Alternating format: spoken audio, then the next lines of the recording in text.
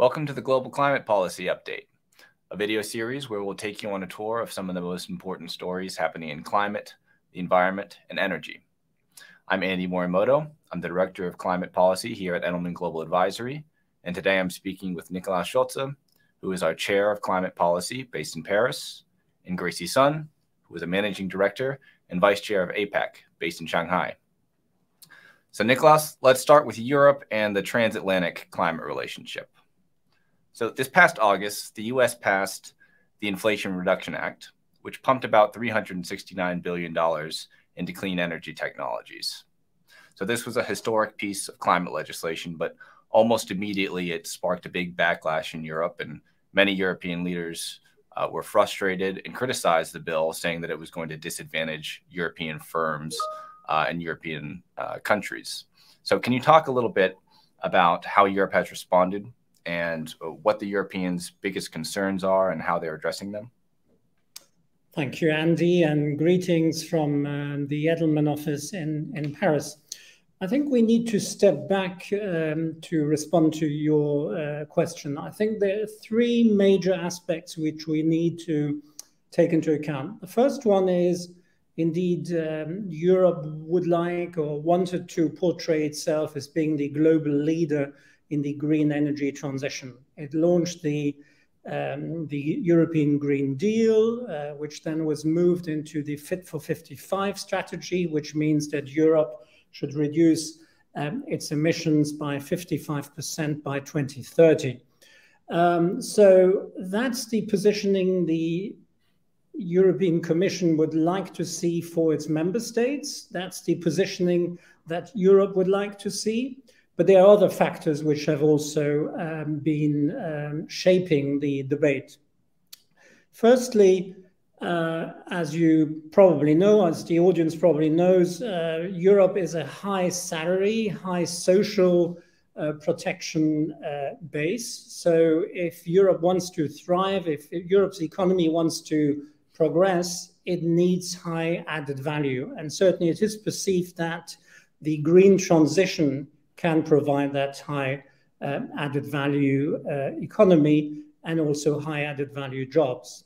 The second aspect, which was more of an alarm call, and I'll come to another alarm call afterwards, the second one was really the pandemic. During the pandemic, or at the outset of the pandemic rather, we realized here in Europe that we were no longer able to produce many things which were essential. We were not able to access masks. We realized, much to everybody's surprise, that we no longer produced not even aspirin, not to mention antibiotics, which were all produced in faraway regions. So that was a wake-up call for onshoring, making sure we bring back industry into this continent. And the third wake-up call was obviously the war in Ukraine. The war in Ukraine showed that many economies in Europe, above all Germany, and also to a certain extent Italy, were highly dependent on cheap Russian gas. So as long as that happened, the industry in those countries and in others, particularly in Central European members of the European Union, were able to grow at a fairly steady rate. Now, with the energy crisis, as a result of Russia's invasion of the Ukraine, obviously this has all changed. So we're moving from an area in which we had cheap access to natural gas to provide base load in our energy systems into an area where we're faced with energy insecurity. And finally, also linked to that point on the war in the Ukraine is that obviously, yes, we were shocked by the IRA size and the package that was involved in the IRA. But on the other hand, I think there's a perception in Europe that solidarity between allies is more important now than ever. So we cannot afford a subsidy war with the US. I think that's the major perception here in Europe now. Now, that doesn't mean we're waiting and see. In fact, the European Commission is due to announce its Net Zero Industry Act over the next coming days. Now, future will tell whether that was useful. I think the immediate reaction to the IRA's 269 billion package was really for European leaders to plead with the Biden administration that the similar kinds of exemptions that are being provided to Canada and Mexico would also apply to European content. President Macron of France went immediately to speak to President Biden. Bruno Le Maire and Robert Habeck, the economics ministers of Germany, of France and Germany, went to the US again to plead for more European content to be covered. And the same applied obviously to Ursula von der Leyen, who invariably raises the topic whenever she meets her American counterparts.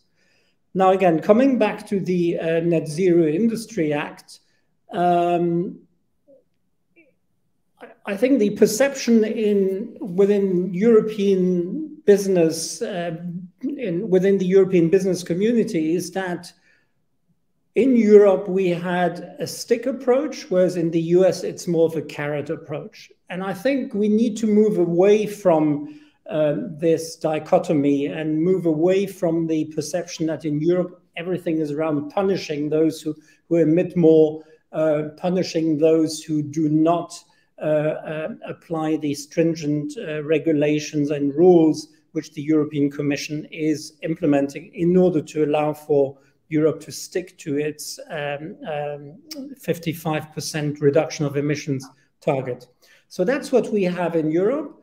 The Net Zero Industry Act does actually foresee a number of subsidies. It is also being challenged, we have to admit, even amongst member countries, because it is widely perceived that it will mainly benefit Germany and France, the leading economies within the European Union.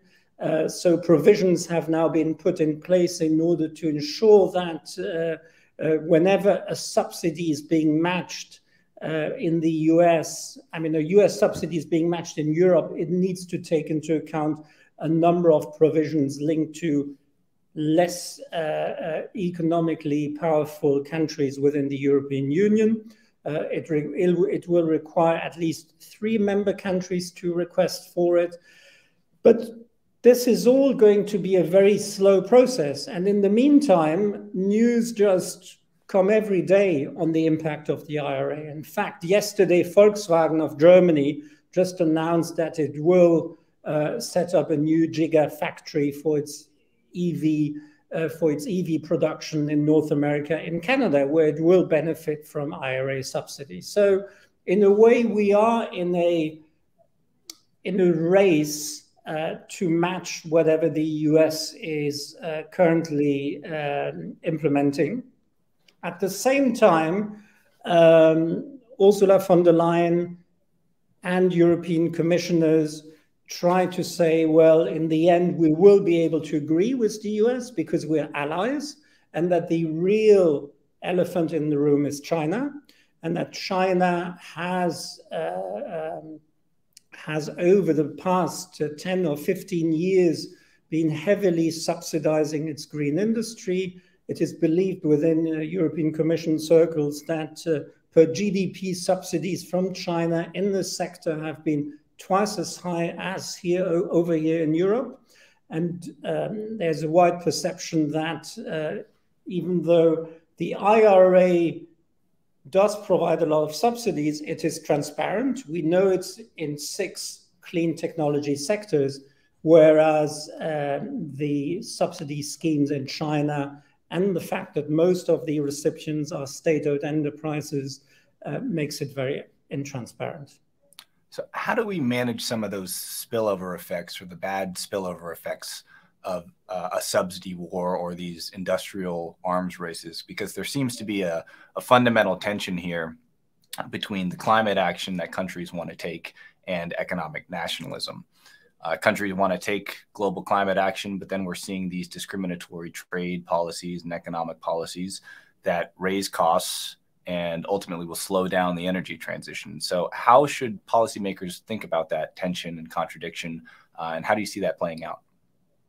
Well, that is the real important and difficult question to answer, because if you're a politician in democracies, you're very much concerned about your next election round. And so you're concerned about the jobs you create in your constituencies. You're concerned about the jobs you create in your country. And you cannot just look at the single objective of meeting the emissions reductions targets. Now, I think this is really what is concerning most policymakers in Europe nowadays.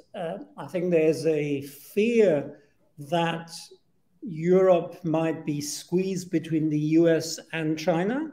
And there's a fear that in the end, this continent will be too slow to be able to catch up with all the opportunities that are present from the green economy. In fact, I think in Europe, one remembers that about 10 or 15 years ago, Germany was actually the leader on solar energy, on solar panels. Now, this entire industry has been wiped out. So that is no longer going to happen. I think what politicians need to recognize is that there's a whole segment related to the green economy, which cannot be delocalized. So if you look at energy efficiency, which has to be one of the major strands or levers of the green economy, these are jobs which will be locally performed. They cannot be outsourced. If you look at the retrofitting of the building space, as you know, Europe has a lot of older buildings, much more so than in North America. So there's a lot of investment that can be generated on that side. Now, Europe still wants to be at the forefront of technology development. So it will, in my view, it will highly subsidize or will provide a lot of funding for its research and development. So I think what is important is that scientists who will develop these solutions, the technological solutions to meet the climate challenge, will actually come to Europe and do their research and development. But at the same time, we need to have an infrastructure, a financial infrastructure that allows venture capital companies to invest in startups, that will allow private equity to grow, to invest into these startups and make them and make the products and services from these startups commercially viable. I think these are the approaches that policymakers need to consider. I think we also need to remember that in Europe, all too often, we have the automatic response of saying we need to have big plans, big state-guided plans, and that's certainly the case in countries like France. And I think it is important that we really concentrate on the level playing field. And the level playing field, if we had a level playing field among production in these different regions, I don't think we would be in a subsidies race. And in fact, the subsidies race is unhealthy. It's not sustainable fiscally. And in the end, I think in the interest of climate, you need to be able to deploy climate technologies at the cheapest cost possible. Great points. I'd like to bring Gracie into the conversation now. So Gracie, we've been talking about the transatlantic industrial arms race, but China looms very large in this story. So can you tell our listeners a bit about where China stands in the race for clean energy and how it became such a dominant force in the clean energy supply chain?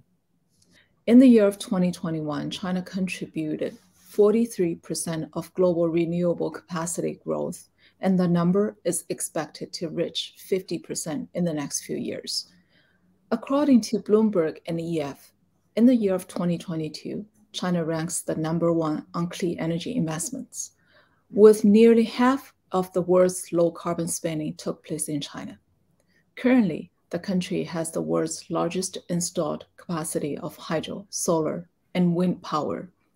China's photovoltaic industry accounted for more than 70% of the world's production capacity and effectively reduced the cost continuously. China is becoming the world's largest producer of electric cars, buses. Chinese companies contributed 37% of global EV battery sales.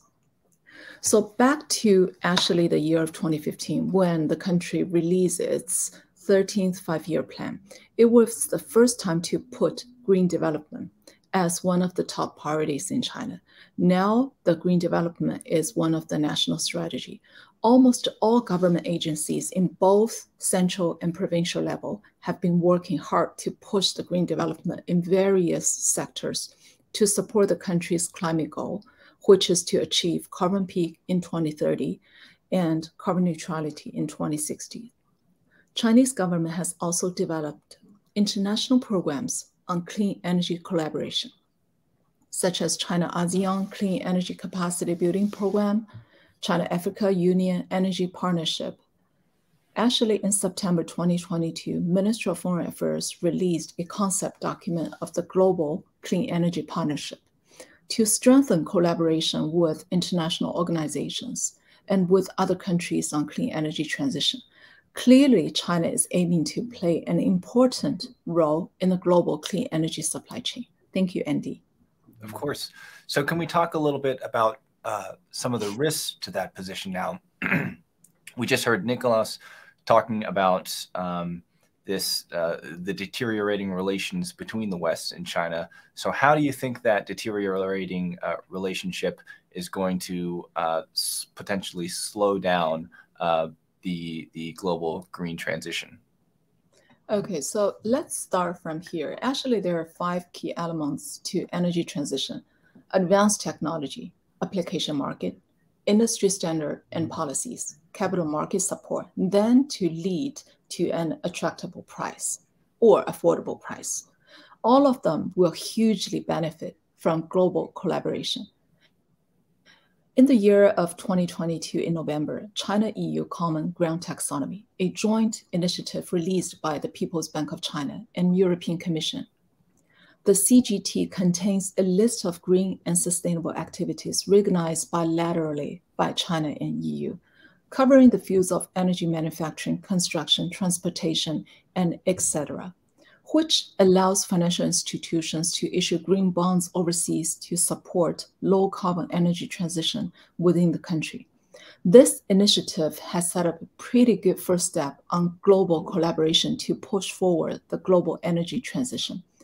However, climate-related technology is becoming another type of national security competition and concerns under geopolitical tensions. If countries prohibit or restrict certain leading climate-related technology to export to other countries, it would definitely slow the global energy transition. Thank you. Thanks so much, Gracie. We bring Nikolaus back. So now I'd like to close just by asking both of you about the climate policy and business developments that you think our audience should keep an eye on. So what are the risks and opportunities that you're watching out for? Nikolaus, let's start with you. Thank you, Andy. I think in an ideal world, we would have a single price for carbon. And this is really what I mentioned by the level playing field we need to achieve between all these different regions, not only between China, the US, and Europe, but also other emerging markets. It is certainly felt in Europe that we apply a carbon price, which very recently has reached around 100 euros per ton of CO2 equivalent as it is traded under the European Emissions Trading Scheme.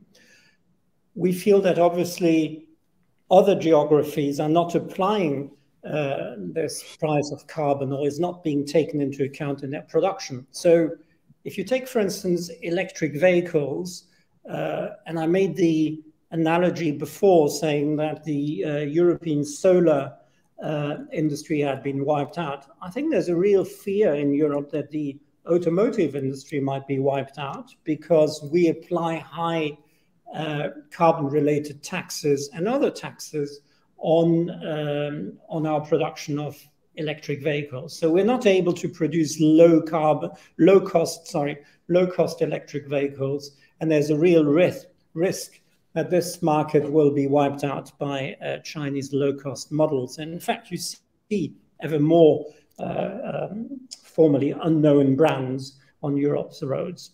So I think, just to come back, I think to your point, what I would see ideally. So I would see ideally carbon clubs being established that would allow for trade to take place among those blocks, where a similar price would be affected per ton of CO2. You could have an exchange rate mechanism if prices differ from one region to another, and you would have adjustments. Now, we're still a long way from there. And so in the meantime, Europe has adopted the carbon adjustment border mechanism, which will require from any product that is produced outside of the EU bloc and is imported into the European Union to actually mirror its price, its domestic price, in order to achieve that level playing field. I don't think that we will be in a subsidies war with the US, with the IRA. I'm quite sure that a number of components will be included, a number of components coming from Europe will be included within the IRA. Eventually, I think neither the US nor Europe can afford a war, a price war, a subsidies war amongst allies. And Gracie, what are you watching in China? Sure. Actually, the two sessions just ended a few days ago. And then there are a lot of the members raising files on different climate policies. So if to name one climate policy to keep an eye on for this year, I would say is transition finance. China's energy and industry sector contribute to more than 80% of the country's total carbon emission. To provide financial support to those harder-based sectors to reduce their emission, PBOC created a new concept named transition finance, as green finance mainly focused on purely green projects such as renewable energy, green technologies, and so on.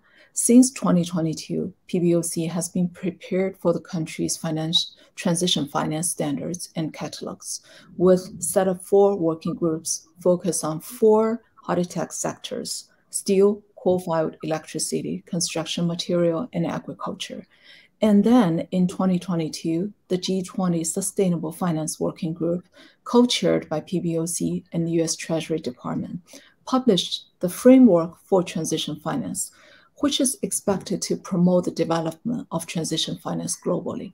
However, currently, transition finance is a relatively new concept, and the basic principles of the transition finance has just been clarified. The Chinese standards and catalog will be released, hopefully, by PBOC within this year. Thank you. Gracie, Nikolaus, fascinating discussion. Thank you so much for your insights. And thanks to everyone for listening.